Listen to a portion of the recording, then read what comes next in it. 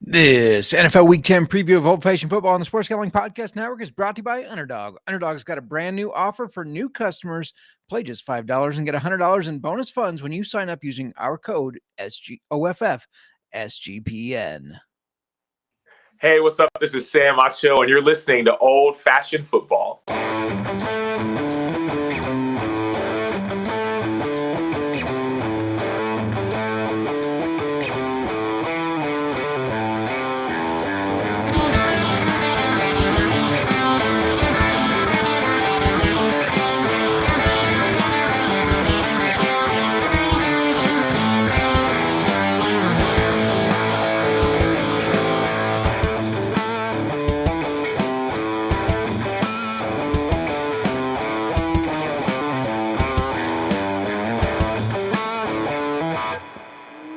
Welcome to Old Fashioned Football. If you're wondering who you're listening to, this is JMark. You can find me on the X at JMark Football. And if you're wondering who us is, that's at Old Fashioned FB, where there's football, there's whiskey, there's bets, there's fantasy.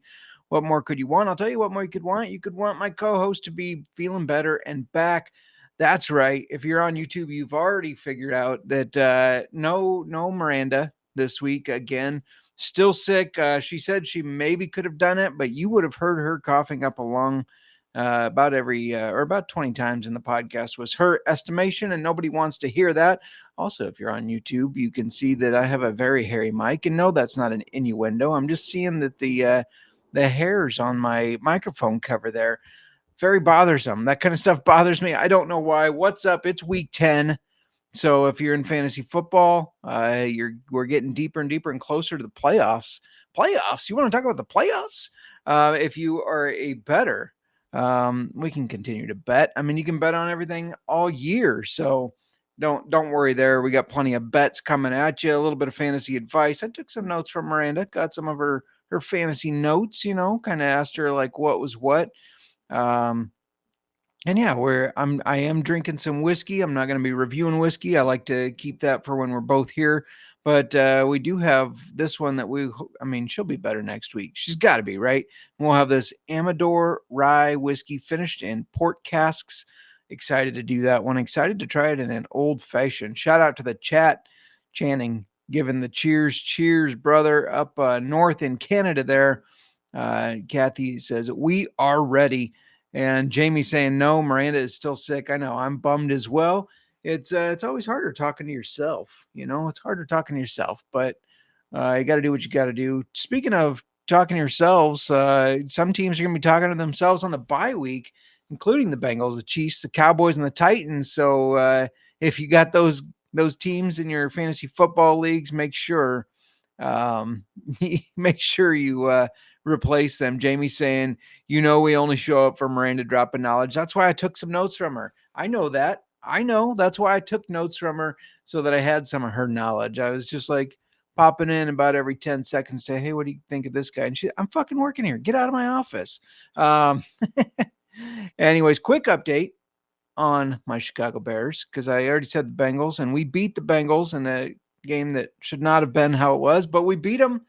And last week I said I would chug the absinthe bottle, little 50 milliliter airplane bottle right there. If you can see on YouTube, it's that little guy. I said if the Bears win 2 of the next 3 games, that I would chug that on the show. 1 down, 2 to go. Where we got the Giants and the Vikings, 2 very winnable games. So I'm probably in trouble there. And again, why am I punishing myself for the Bears doing well? I don't know. It's because I'm always punished by them not doing well. I might as well live in the punishment that I normally have anyways. So yeah, we got some news to cover too. I don't know if you guys know this, but a trade deadline happened. There were some trades that floated around. Maybe you missed that. Maybe you were under a rock. Maybe you were sleeping away because you're sick too. I don't know. The cure is whiskey. Just more whiskey cures it all. But before we talk about that, college basketball tips off this week. Actually, it might have been last week. But this week, make sure you subscribe to the College Experience to catch their daily podcast and download the SGPN app for free. College basketball picks. And we know that my CFL co-host, Colby Dant, the Dantabase, and we know that my former NFL gambling podcast host, Moneyline Mac, both have been on this show. We know that they do an excellent job doing college basketball There's none better. So make sure you check them out. My dad saying, when do we drink Malort? I drank Malort already on the draft show, I believe it was, or maybe it was on SGPNs. I don't remember when it was, but I did do the Malort.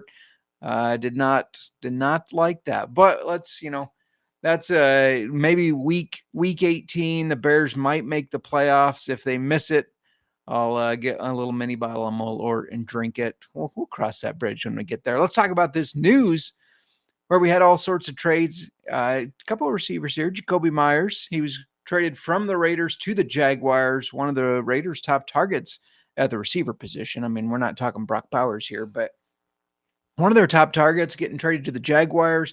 Interesting move. I mean, we know the Jaguars have had injuries. Travis Hunter is on the injured reserve. Brian Thomas has just not been the Brian Thomas of last year. Parker Washington has looked really good. Jacoby Myers enters the fold. And I think for the Raiders, that opens up targets for Trey Tucker. So that's going to be interesting. I know they got Jack Beck, the rookie out of TCU, I think. Be interesting to see what he does, but I think this really benefits Trey Tucker initially. Another wide receiver traded, Rashid Shaheed, reunited with Kubiak. He was traded from the Saints to the Seahawks. They had a little bit of speed there, which is interesting. I mean, we know that Cooper Kupp has not been Cooper Kupp this year. They do have Puka, of course, and we saw Holton.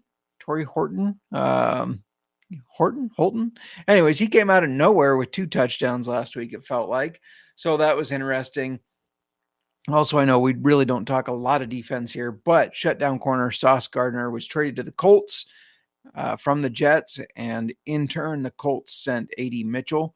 So interesting moves there. The Colts obviously all in. They're obviously all in this year.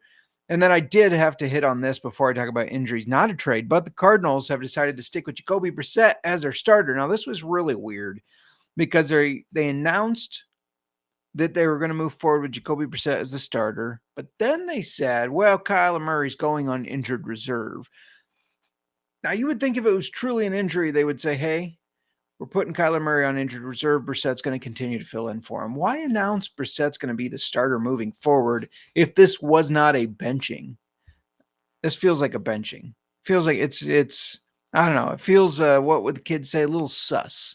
Feels a little sus. But plot twist, I was doing a little looking into this, and the new Call of Duty comes out. The pre-release comes out November 10th. We know Kyler Murray loves his Call of Duty. Are the two related? Are those two related? I think they are. Let me know in the chat. For injuries, Jaden Daniels dislocated his elbow. If you saw it and got sick to your stomach, I understand. I did too. It was on his non-throwing arm, but he's likely out for the rest of the season. Luke McCaffrey, Washington had players getting injured left and right. He broke his collarbone. He's out for the season. Bengals Samaje Perine has a high ankle sprain. He's likely out 4 to 6 weeks, according to the DGen Doc. Make sure you're following Sebastian at the DGen Doc. Always has great injury updates. Tucker Kraft tore his ACL. He's out for the season. That's a crushing blow for the Packers. He has looked really good. We'll see if Luke Musgrave can step up in his place. I'm not so sure. CJ Stroud is in the concussion protocol. He is going to miss this week. So that means we got a week of Davis Mills as the starter. And then Kayshon Booty had the little hamstring strain. Your hamstring's connected to your booty. He's likely out 1 to 2 weeks. That's just a guess. But again, that came from the DGen Doc, who you got to be following. He's always got that good information. He's got good injury updates and assessments. So yeah. And Call of Duty definitely figures into Murray being bench / move to injured reserve. The chat agrees. Yeah, I think so. I mean, how else do you explain it? I don't know. You guys know the drill, right? If you've been here before. If you haven't, let me tell you, we're going to preview every game. And by we, I mean I. It's hard not to say we because the co-host is usually here. She's obviously out sick. She's on the injured reserve. That's 2 in a row. So I'm obviously going to have to dock her pay as manager of the podcast. You know, I don't want to do it, but you got to do what you got to do. So I'm going to have to dock her pay this month. But yeah, you know, we also know that the graphics guy's had his pay docked a couple times. So it happens. anyways, we're going to talk week 10 preview. I'm going to talk every game, give you a little bit of recap from last game, just a little bit. And then we are going to move on from that to talk a little bit of bets. I got a little bit of fantasy notes from Murr. So yeah, just kind of going to go over a little bit of everything for you guys. But before, because we're going to jump right into it in a second here. Before we do, I got to let you know that we're brought to you by MyBookie.ag. MyBookie is your place to bet on football and everything else. Their prop builder second to none, and their motto is one that's true in my heart: bet on anything, anywhere, anytime. Easy deposit and lightning fast payouts using crypto. Just head over to MyBookie.ag, promo code SGPN for 100% bet back bonus up to $500. Terms and conditions apply. That's MyBookie.ag, promo code SGPN. We're also brought to you by Novig. Novig is America's #1 sports prediction market, and with Novig, you're getting the best prices. Novig is available in 35 plus states. So if you're on YouTube and you see the little map on the bottom right corner there and your state is there, keep an eye out, because I'm going to tweet out something where you can bet against me in Novig, and we can go a little head-to-head action here. And you know what? You can download the Novig app and get $50 when you spend $5 if you use our promo code SGPN. That means when you're betting me for my money, it can actually be Novig's money, not yours. So win some free money. Why not? Just get in on the action with Novig. Promo code SGPN. All right, we're back. Now, the problem is with running a solo show. Now, I will admit, I'm sorry to the Insta people. You don't know I'm apologizing to you. You can't know because I'm not live on Insta. I completely pasted the wrong thing. So that is what it is. And we didn't get over onto the Insta. See, these are things that are usually Miranda's, I guess, expertise there. So we didn't get that. And you also, one of the things without having a co-host is sometimes there's not enough pause to be able to just take a drink of whiskey. So I encourage you to pause and take a little drink. Now, if you're listening to this on an audio platform like Spotify or Apple, maybe this is a little bit awkward. Maybe you're sitting in traffic. Just take a pause to breathe. Take a little pause to breathe. I needed that today at work. I will tell you that. I got heated today. A lot of F-bombs dropped. And that usually does not happen to me at work, but it did today. But anyways, take a little breather, take a little pause. If you're sitting at home with your whiskey, take a little sip, and cheers to that. All right, your pause is over. We're going to jump right into Thursday Night Football. That's tonight, in case you didn't know, where the Raiders hit the road to Denver. Denver's an 8.5-point favorite. The Raiders fell to 2-6 after losing in overtime to the Jaguars 30-29. That was a heated game, and it also screwed us over in our bottle lock bets because the Jaguars were supposed to cover by 3, and they let those filthy Raiders keep up with them. Geno Smith threw for 4 touchdowns, 3 of them to Brock Bowers, who came back from injury to have 12 catches, 127 yards, 3 touchdown receptions. He's the best tight end in the league. Nobody can tell me otherwise. The Broncos advanced to 7-2, surviving a close win over the Texans 18-15. Remember, they lead the division right now, not the Chiefs, the Broncos. The only standout against a tough Texans defense, in my opinion, was rookie RJ Harvey, who had 5 catches for 51 yards and a touchdown. He continues to be involved in both that running and receiving game. And it's just a very valuable fantasy asset. So talking about bets here, the Raiders are 6-1 against the spread in the last 7 when they have less than 6 days rest. And the Broncos are 3-12 against the spread against the Raiders. A lot of trends pointing towards the Raiders covering. And I guess I'm going to drink that Kool-Aid. Give me the Raiders plus 8.5. It feels gross. But again, the trends, the past trends point that way. And the Raiders, they tend to play the Broncos tough. So for a prop tonight, I'm smashing RJ Harvey over 2.5 receptions. So you got to take that one. And then while we're at it, let's just lock up RJ Harvey anytime touchdown plus 210. We said to bet that last week and it hit. It was at plus 340, I think, last week, down to plus 210 because the books know that he's getting involved, but you keep doing it. For the Raiders players, the only player I'm starting is Brock Bowers, even though you probably have to start Ashton Genty. He's not been the guy yet that they expected. Jacoby Myers being in traded away is going to be interesting because, like I said, Trey Tucker may absorb those, but I'm not relying on him yet. On the Broncos side, start your studs: Bo Nix, J.K. Dobbins, R.J. Harvey, Cortland Sutton, I think even Troy Franklin. I will say I'm sitting Evan Ingram, though. It's the tight end position is the one position that the Raiders seem to do well against. So I'm going to sit them. And let's just move right on to Sunday morning. Set your clocks early on Sunday morning because we have a Sunday morning game in Berlin, Germany, where the Colts are 6-point favorites against the Falcons. This Falcons team is really weird. They continue to play better on the road than at home. They fell to 3-5 on the road in a very close 24-23 loss to the Patriots, but it shouldn't have been that close. I mean, based on how they played. And this was a week after they just got destroyed by the Dolphins at home. So I don't really understand it. Penix threw 3 touchdowns, all of them to Drake London, who had 9 catches for 118 yards on top of that. And the Colts also coming off a loss, just their second loss all season as the Steelers beat them 27-20. I broke the rule. This one's on me. I said to take the Colts. I didn't back Tomlin as a home dog, even though I mentioned Tomlin as a home dog and how you should bet that. I went against it. So shame on me. And Dan Jones looked a little bit more like Daniel Jones, throwing for 3 interceptions. But Pierce and Pittman both had good games, 115 receiving yards each and double-digit targets each. Yeah, not combined, each. For some bets here, the Falcons are 2-5 against the Colts in the last 7 games, and they're 4-11 against the AFC. They do not match up well against the AFC. The Colts are 29-12-2 in November, and they're 8-2 when traveling 1,000 or more miles, which they are going to Germany. That is a long trip. Now, normally that spread stat is something you use more when you're at home here, but at home in the States, that is away for them. Because obviously if they're traveling 1,000 miles, it's away either way. But I think this Colts team bounces back. I mean, I like the Colts -6 here. I don't think the Falcons are that good, even though, like I said, they've been good on the road. I just don't know if I trust them. And I think the Colts are one of the better teams. I know they didn't look it last week, but I still think they are.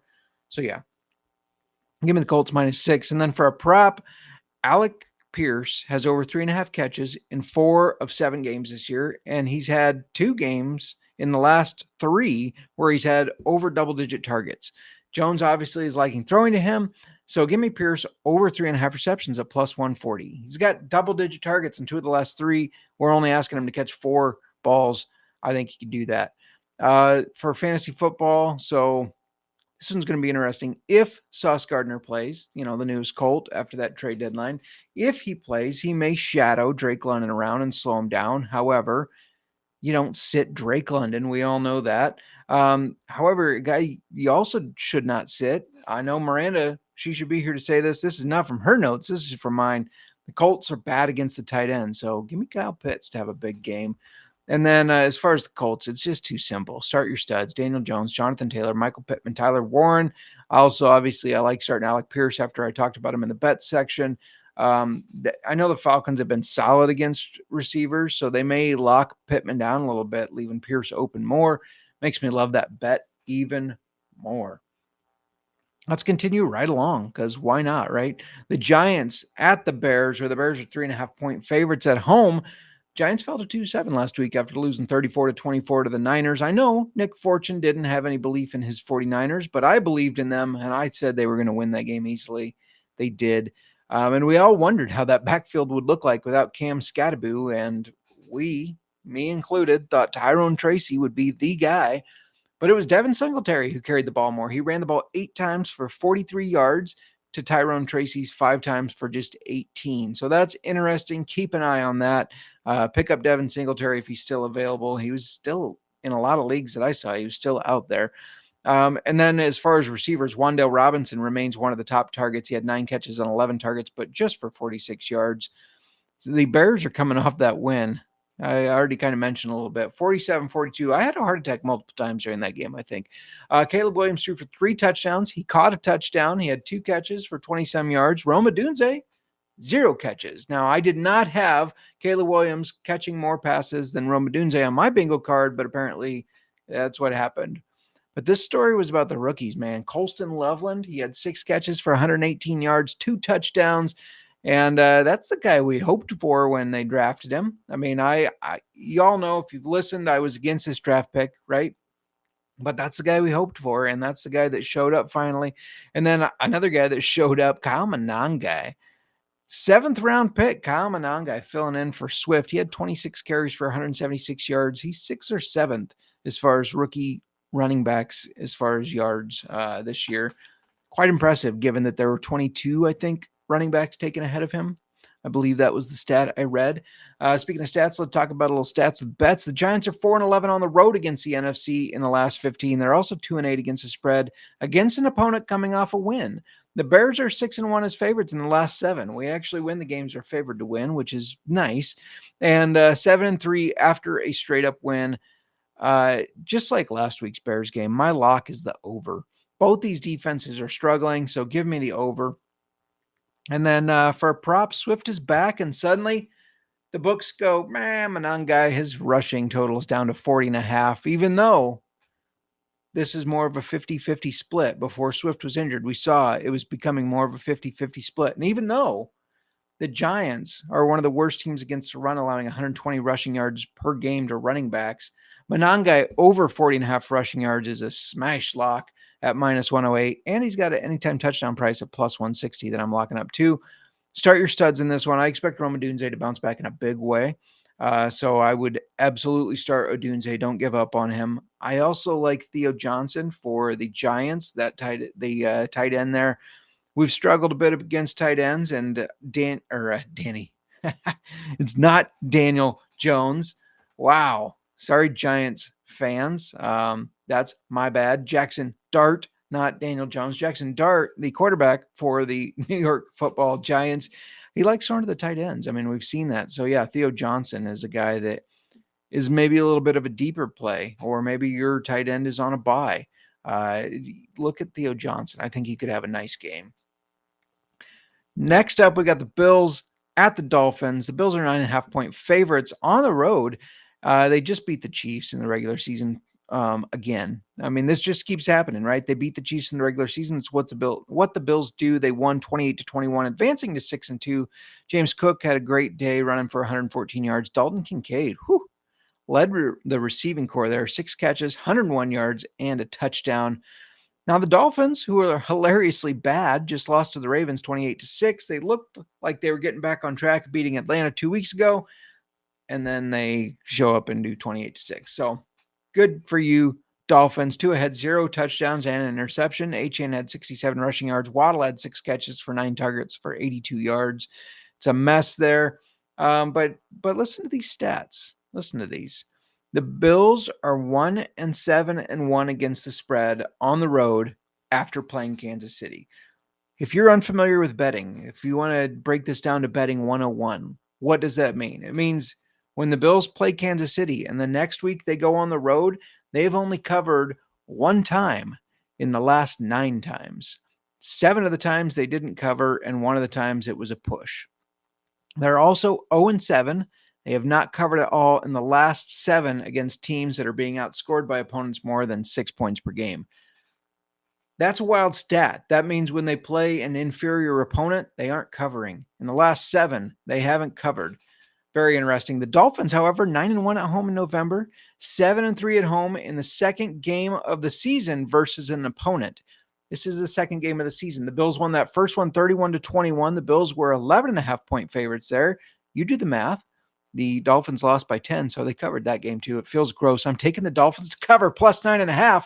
They're not winning the game. Don't get me wrong. I'm not wanting to get fired by Adam Pelletier over here, but the Dolphins are going to cover. They're going to cover this one plus 9.5. And for a prop, let's look at those Dolphins. Devon Chan over 62.5 rushing yards. That's minus 114. And if you've been tuning in to old-fashioned football all year, first of all, thank you. And second of all, you know I like James Cook longest rush over. It's at 14.5 yards. Smash the over. For fantasy football, let's skip over the obvious ones. And I know this seems obvious, but start Dalton Kincaid. The Dolphins just allowed 7 catches, 105 yards, and 3 touchdowns to tight ends. And Kincaid just led the Bills with 6 catches for 101 yards and a touchdown. So make sure you start him. If he's on your bench, get him into your lineup somehow, whether it's the tight end spot or a flex spot. Kincaid's prime for a big day. I also think Achan's going to have a good day. I'm sorry about that. He's going to have a good day. But besides him and Waddle, I'm not trusting anybody on this offense. Let's take another pause after that. Again, if you're riding along with me and you got a drink in your hand, take a little drink. If you're in traffic listening to us or wherever you might be, just take a deep breath, have a little relaxer in through the nose, out through the mouth. Is that what they say? Or is it in the mouth, out the nose? I think it's in the nose, out the mouth. Cheers, just a little breather to catch my breath. I.e., the people on YouTube saying, you didn't catch your breath, you took a drink of whiskey. Whoops. So, Sumi, let's talk about the Ravens at the Vikings, where the Ravens are 4.5-point favorites. They're the team that just beat the Dolphins. Lamar came back, and the Ravens won their third game of the season. And if they can turn this season around and make the playoffs, it'll be quite the feat. They were 2-5. There, I think, are only 4 or 5 teams that have been 2-5 and turned the season around and made the playoffs. So that's going to be quite an accomplishment if they can get it done. Lamar threw for 4 touchdowns. He looked great. 2 of them were Mark Andrews. And I know everybody was like, is Mark Andrews back? He only caught 2 passes, but it is promising they were both touchdowns. Now, the Vikings advanced to 4-4 after upsetting the Lions. Thank you, Vikings. That helps the Bears out. They won that game 27-24. McCarthy came back from injury, benching, whatever you want to call it. He threw for 143 yards, 2 touchdowns, and an interception. Aaron Jones ran the ball 9 times for 78 yards compared to Jordan Mason's 10 for 36. That's a weird flip based on the earlier in the season where Jordan Mason was much more efficient. However, Aaron Jones just coming back from injury as well, so he's more refreshed. Justin Jefferson only had 47 receiving yards, but he did have a touchdown to salvage his fantasy football day. For bets, try to keep up with me on this one because I know these are a lot of numbers and big numbers. Ravens are 32-17-1 on the road when they have more than 6 days rest, and they're also 6-1 against the spread versus the NFC in the last 7. A lot of signs there pointing to the Ravens, right? The Vikings are 4-11 at home against teams with a losing record. Hilarious. And 5-10 at home when the total is 45 or more. Though I will say they are 5-2 at home versus the AFC North. They do play in their little dome there very well against the AFC North. But they don't play well at home against teams with a losing record, though. Is the Ravens really a losing record team, or was it just some bad luck with the injuries? You decide. And they're 5-10 when the total is more than 45, so they can't keep up win these high-scoring games, is what that says. I'm locking the Ravens up. I think the Vikings, they're coming off that big upset over the Lions. I think that they're on that high, and then they're going to hit a big low right after the emotional win. It's kind of exactly what I said about the Packers this last week, which we'll talk about in a little bit here, but how they lost the game, or how they didn't cover. They ended up losing, but I didn't think they would cover against the Panthers. I thought they would struggle because they're coming off that high. We beat Aaron Rodgers, we beat our old quarterback, and then you fall flat. It's just how it happens in football sometimes, and I think it's going to happen here with the Vikings. So lock those Ravens up. However, I will say I do like Jordan Addison over 47.5 receiving yards. That's at minus 114. He's hit that in 3 of 5 games this year, and the Ravens defense, not that great. For fantasy football, maybe Mark Andrews is back. I think I'm starting him after his 2-catch, 22-yard, 2-touchdown performance against the Vikings because they're 21st against the tight end position, and he looked like he was a little bit back. And, you might be wondering if TJ Hawkinson's back as well. He had 2 catches just for 11 yards. Yeah, he had a touchdown, but just the 2 for 11, it just reads a little bit differently. So I don't know if you can trust him, but you can trust Addison and Jefferson as well as Aaron Jones. I think Aaron Jones is officially back, and he looks pretty good for a couple of weeks at least. Now let's talk about a really weird one. The Browns are 1.5-point favorites at the Jets. When I originally was looking at this game, the Jets were the favorite, the Browns were the dog. Then the Jets trade away Sauce Gardner and Quinnen Williams, their 2 best defensive players, and this flips to the Browns. It's just a 2-point swing. A little insulting if you're the Browns, I think. They lose their 2 best defensive players. They're obviously in sell mode, and you only gain 2 points on them. But anyways, they're both coming off of a bye. They should be refreshed. Dylan Gabriel and the Browns head to New York. They take on Justin Fields and the Jets. And none of these stats look great. You don't want to bet any of these teams, right? They're all disgusting stats here. That's what I'm going to give you. Disgusting stats with JMark. Browns are 0-7 against the spread on the road versus the AFC. They're also 0-7 against the spread on Sunday in the last 7. They're also 0-9-1 on a non-grass field. So they have not been able to win on non-grass fields. The Jets, 4-11 at home. When a favorite of 7 points or less, which I guess now technically they're not the favorites. They opened it though. But here's one that they are: 3-8-1 at home versus an opponent coming off of a bye. They're also 2-5 at home after their bye. When your opponent's coming off of a bye, okay, sure, you drop the game to them. That makes sense. But you're 2-5 at home after the bye. That needs to be looked at. That's bad. That's when you should have your best game, either the first game of the season, or well, technically not even the first game of the season. You got kinks to work out, right? The coming off the bye should be your best game. And yeah, that's just disgusting, if you ask me. I am looking for something real quick. I'm just curious. I don't think I can find it right off the top here, but if you can find a tie in this game or the game to go into overtime, find the pricing for that, I would bet it. The overtime pricing. That's what I would be betting. I guess I'm taking the Browns here after the Jets kind of went and oh, here we go.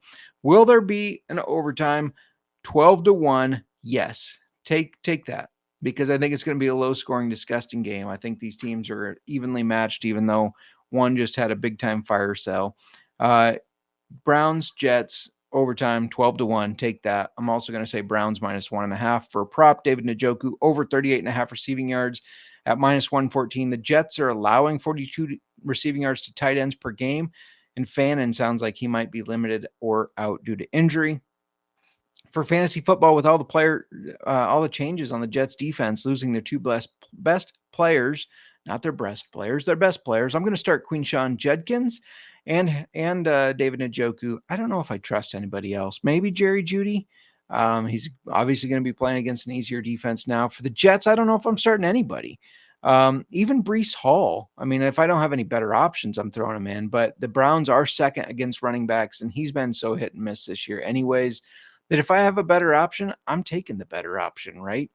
All right, let's talk about Cody of the NASCAR Gambling Podcast, Patriots, as they go on the road to Tampa to take on the Bucs, where the Bucs are 2.5-point favorites. Patriots coming off that close win over the Falcons, and the Bucs coming off the bye. Drake May had 259 passing yards and 2 touchdowns in that game. 100 of those, and one of the touchdowns went to old Pop Douglas, who became relevant again out of nowhere, it felt like. Patriots, let's talk about a little bets here. They're 16-10 against the NFC South against the spread in the last, that'd be 26 games. Not bad. They're also 6-1 on the road versus the NFC South. Even better. The Bucs are 7-3 at home versus the AFC East, and 5-2 before playing Buffalo. All interesting here. All stats there pointing to each respective team. Give me the Cody's Patriots on the money line, though. Cody, I better get props for picking your Patriots against the Baker and the boys, because you know I love Baker and the boys. But I just got a feeling Patriots are going to win this one. And I also got a feeling we got to keep betting on Drake May. He's been red hot, but like I said, you know I love Baker and the boys. So I'm going to say Drake May and Baker Mayfield, both over 1.5 passing touchdowns. You combine that together, it's +152. Easy money. For fantasy football, Pop Douglas did have a big game, but my notes from Miranda say don't trust him. He's been too inconsistent. And then if Ramondre misses more time, Tre'Veon Henderson is a good start against the 20th ranked defense versus running backs in fantasy. And then the sleeper here, Cade Otton. I know it's hard just trusting throwing Cade Otton in. I don't know if I'd do it in the tight end spot if you have a better option, but maybe a flex spot, because the Patriots are 26th in the league for points given up to tight ends on average. So interesting one there. Next up, we got Saints at the Panthers. The Panthers are 5.5-point favorites. Now, Tyler Shuck made his debut for the Saints as they fell to 1-8 after losing 34-10 to the Rams. I said, why are we starting him against the Rams? Why wouldn't you wait until the Panthers? Way to doom your rookie quarterback right away. Anyways, another thing to keep an eye on, Alvin Kamara only had 1 carry after his third quarter fumble. And then Shuck's favorite target was Rashid Shaheed, who had 5 catches on 9 targets for 68 yards, and he gone now. So keep an eye on just what the Saints offense is going to do. The Panthers, thank you, Panthers. Thank you, Panthers. 5-4 after upsetting the Green Bay Packers in Lambeau. That's hilarious. Now their over under for wins was 6.5. I had completely forgot until the man, Cereal, always fresh, never soggy, reminded me last week that if they hit over that 6.5 wins, they need 2. Then I have to drink a rocks glass of the Twisted Tea whiskey. So keep an eye on that, especially in the game against the Panthers. This last week, Bryce Young only threw for 102 yards and 1 interception. But Rico Dowdle, named the starter before the game since he's been better than Chuba Hubbard anyways. He had 25 carries for 130 yards and 2 touchdowns. As far as bets go, the Saints are 1-7 as underdogs, though I will say they're 7-0-1 on the road in a game versus the Panthers when Panthers have beat them the previous game. Basically, Panthers won 23-22 last year when they played. So when they play them after the Panthers have won, they tend to cover the next game. Panthers 8-2 against the NFC in the last 10, though, and 7-0 in the last 7 as a home favorite. I think the Saints defense helps them cover. Panthers win, but Saints cover. I don't know. I think just Tyler Shuck's going to have, he's got that one game under his belt. He's going to bounce back. Panthers, not that good of a team. I know they just beat the Packers, but I don't think the Packers are that good of a team either. Jordan Love might have been the one that beat the Packers, not the Panthers. But anyways, yeah, give me the Saints to cover this game. I think it's going to be a 3-point game, but the Panthers do end up winning it. And for a prop, I'm doing it again. Didn't work out last week, but I'm doing it again. Tet McMillan over 50.5 receiving yards is -114.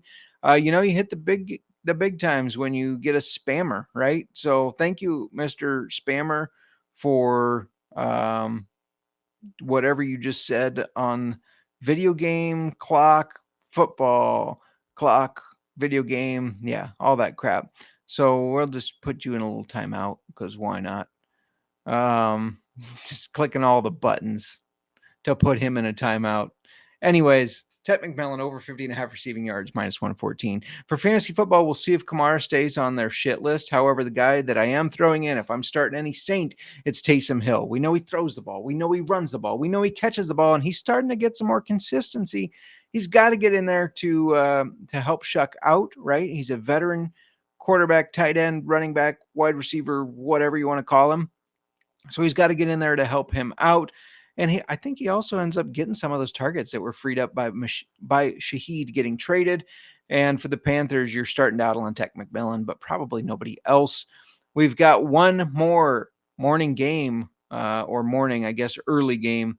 It's noon for us. It's 10 o'clock in the morning for them Californians. It's 1 o'clock if you're on the East Coast there.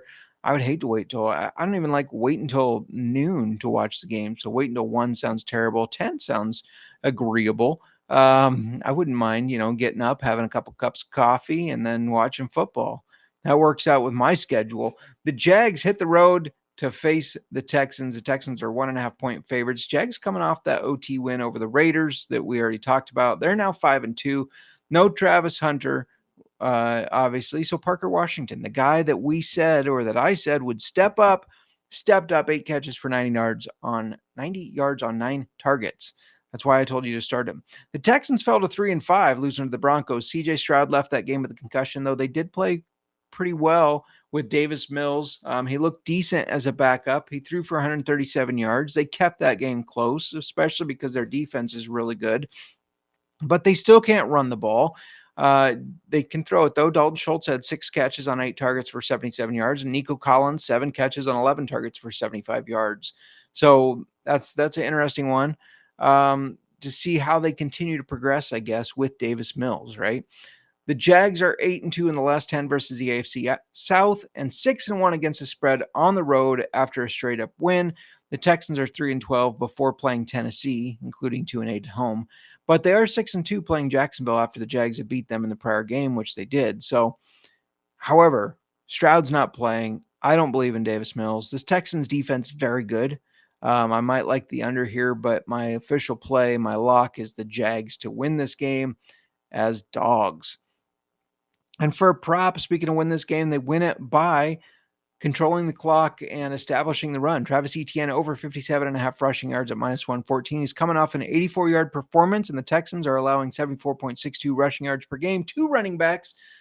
That's the one thing that they do struggle with. Their pass defense is very good. Their rush defense struggles a little bit. So give me Travis Etienne to have a big day. I I'm starting Parker Washington again in fantasy football, by the way. He's great in a PPR league as well. And then Dalton Schultz, 8 targets last week, now faces the 30th worst defense against tight ends in football.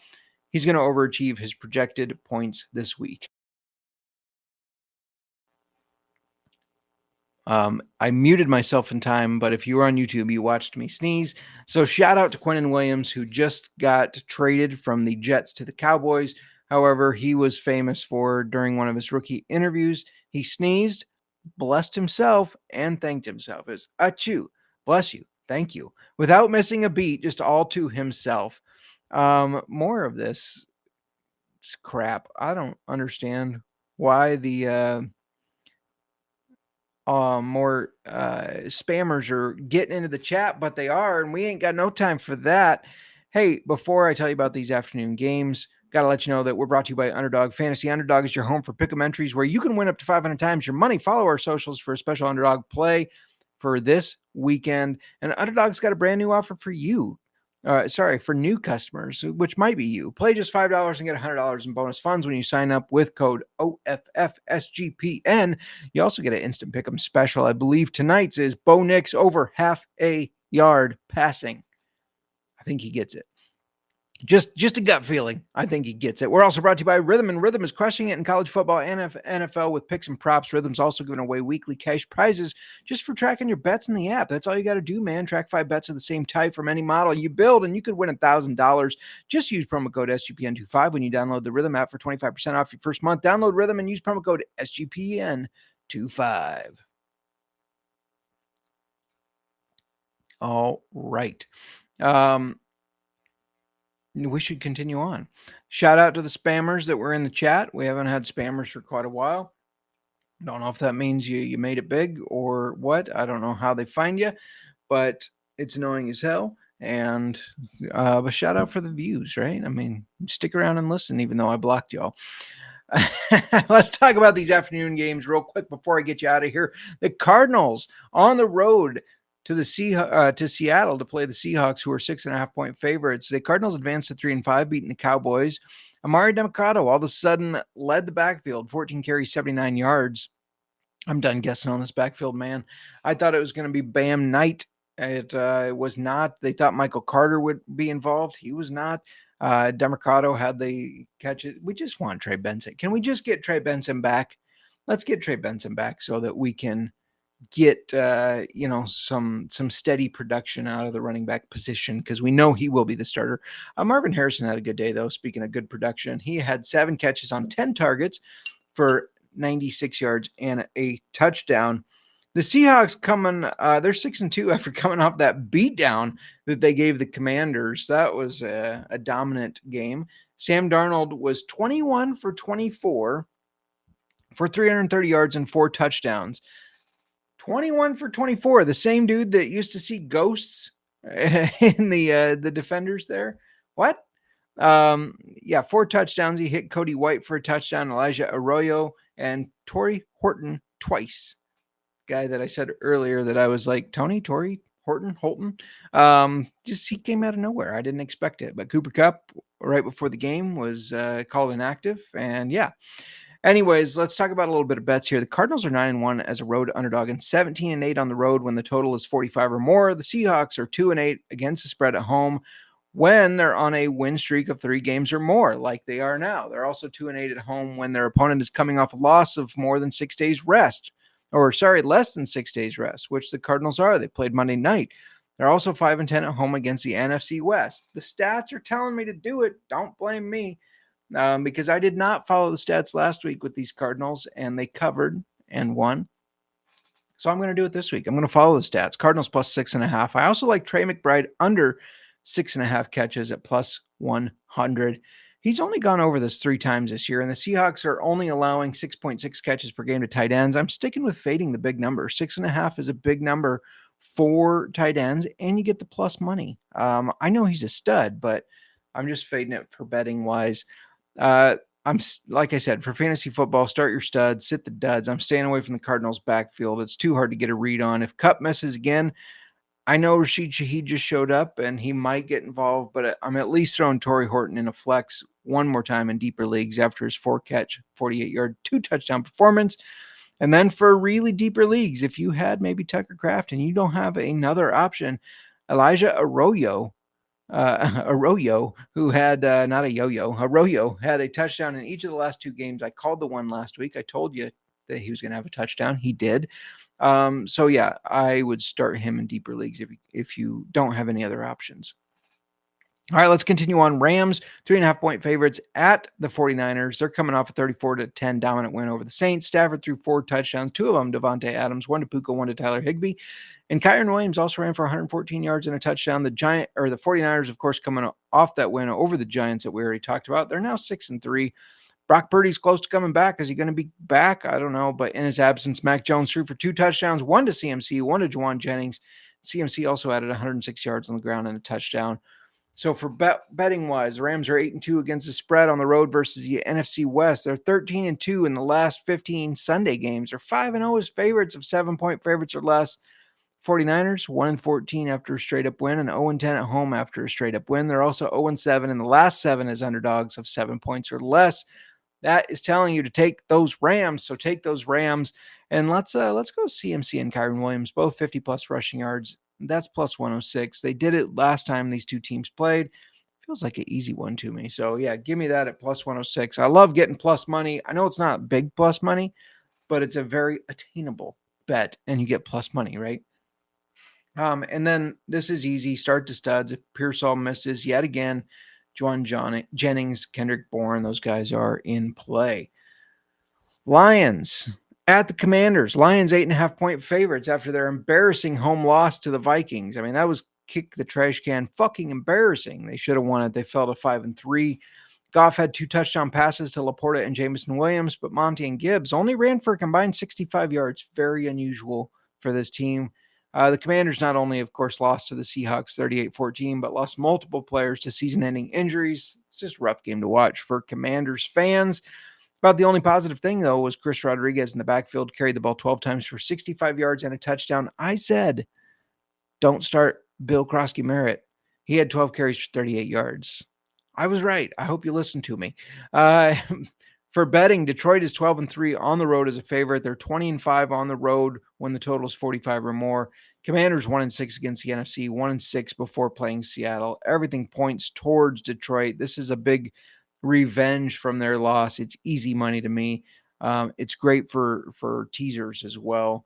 Give me Detroit. And then I think Amon-Ra is about to have a big game against a defense that was just torched by Sam Darnold. So for a prop bet, I like Amon-Ra over 79.5 receiving yards.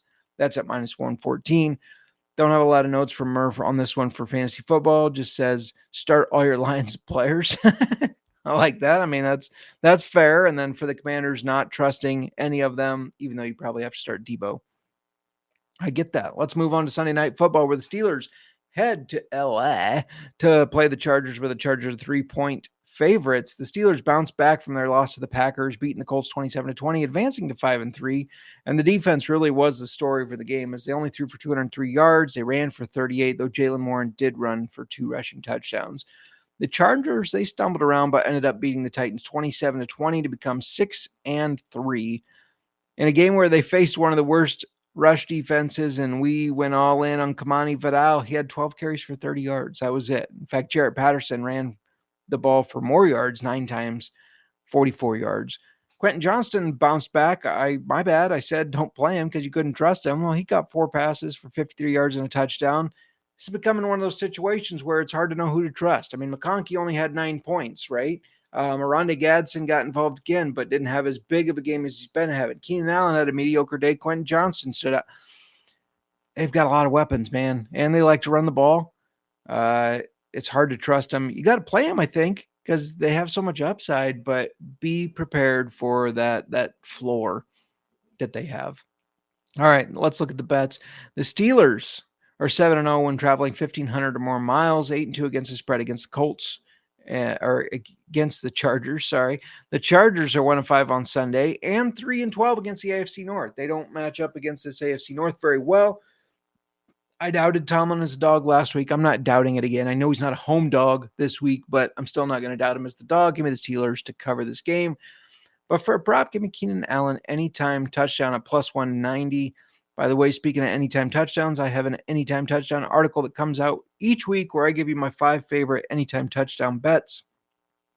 Tell you to parlay round robin them. We've made good money off of them. So make sure you check that out at sportsgamblingpodcast.com. For fantasy football, there's no sleepers on the Steelers. You know who you should play. You start Metcalf, you start Warren. You don't trust the tight ends. You start Rodgers if you have to, I guess. For the Chargers, again, hard to trust the receivers, but can't really bench him either. Miranda Gadsden has solidified him himself as a must start at tight end. He's very consistent the past 4 weeks here. So it sounds cliche, but start your studs, sit your duds.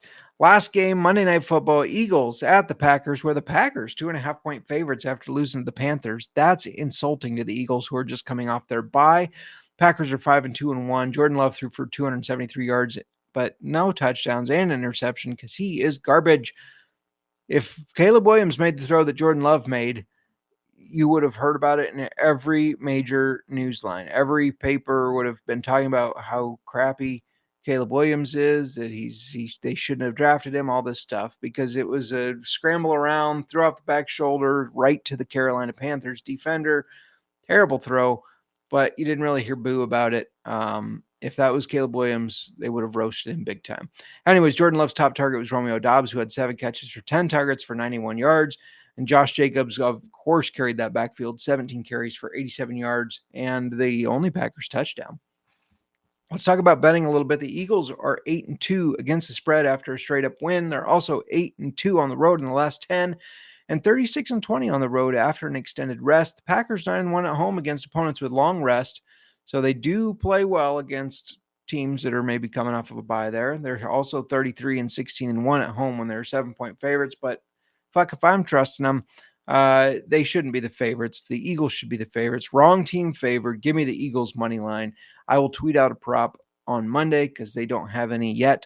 For fantasy football, another start your studs, sit your duds. The Eagles, though, they're strong against that tight end position, so you're probably not starting Luke Musgrave, but watch to see how he starts integrating now that Kraft is done. And then I'm sure Josh Jacobs is in your lineup. Eagles struggle against run, so that's good play. One player you should be starting if you're not. I don't know why you're not, but if you're not, start Dallas Goedert. Packers are 25th against the tight end position in fantasy football. All right, just a couple quick things left to cover, including the little bonus bets here. Now, last week,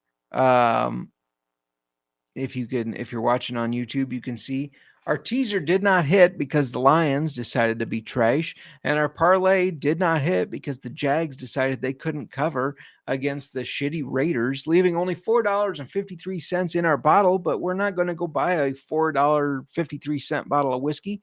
You cannot buy that unless, I guess, it's a little airplane guy, but so we're taking that 453. We're sending it. We're letting it ride. We're going to take an anytime touchdown parlay. We got Kyle Manon guy. We got Devon Chen. We got Amon-Ra St. Brown.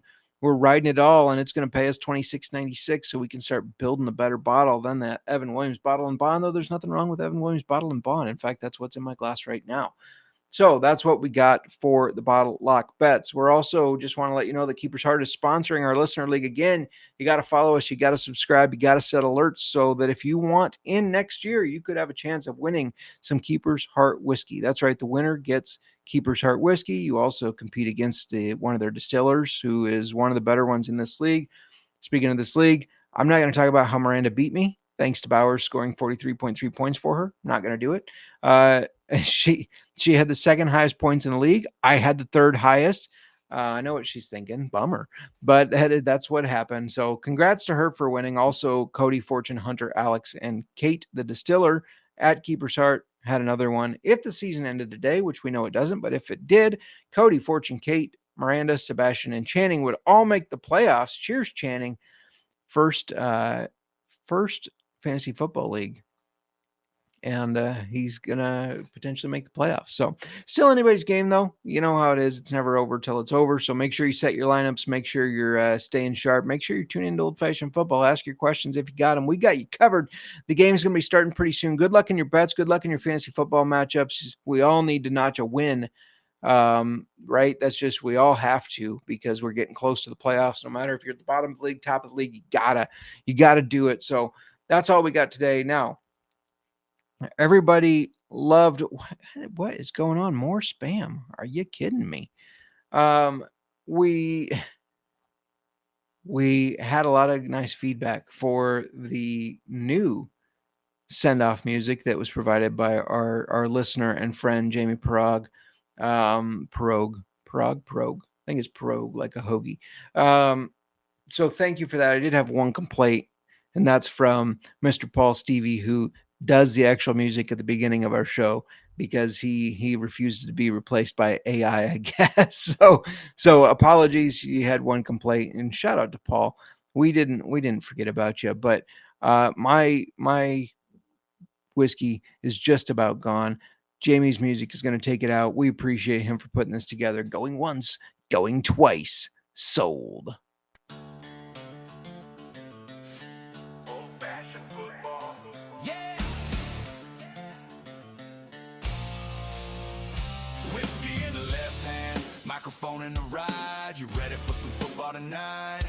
Pull it up, light it up, crank that sound. Old-fashioned football, we holding it down. JMark and Miranda, that power play combo. Talking NFL fire, whiskey in the bottle. Bring the ice, cause they dropping heat. Barrel strength bet, knock you off your seat. Yo, game time, baby. Grab your glass and your phone. Keeping up with stats, single barrel picks, taking over the zone. Props and parlays, blowing up like code. They decode the league like a whiskey mode. Old-fashioned football, that's the crew, that's the fam. JMark and Miranda, you know who I am. 200 episodes deep, grind so fine. Old-fashioned flavor, age like fine wine. Covers and NFL drama. What? Turn it up, yeah. Hard news, BT, bring the fire. Come on. Old-fashioned football. Never die. Drums and NFL drama. What? Turn it up, yeah. Hard news, BT, bring the fire. Come on. Old-fashioned football. Never die. Casual, cool, no suit, no script. Me and Mark twisting that whiskey drip. Chats lit up, community tight. Followers riding through the Monday night. Week previews, recaps, bet in motion, pure devotion, no dilution potion. NFL talk bold, unruly. They rock the mic, raw, keep it truly. Pour another drop, yeah, let it burn. Lines twist up, whoa. Watch them turn, drop that beat, make it shake, no fake, all steak, old-fashioned take. What? Say it again, old-fashioned. Louder. Say it again, old-fashioned. Family. Football. Whiskey. Respect. Whiskey. Respect. Old-fashioned football. Say it again, old-fashioned. Louder. Say it again, old-fashioned. Family. Oh, whiskey. Respect. Whiskey. Respect. Old-fashioned football. We ride or die. Yeah. JMark, Miranda. Represent forever. Whiskey in hand, feel alive. Prop A, papping, deppers collide. Old-fashioned football, we ride or die.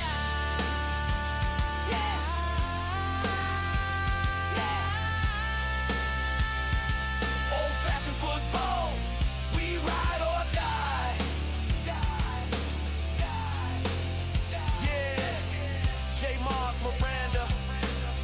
Represent forever. Whiskey football, family respect. Now keep that old-fashioned rolling.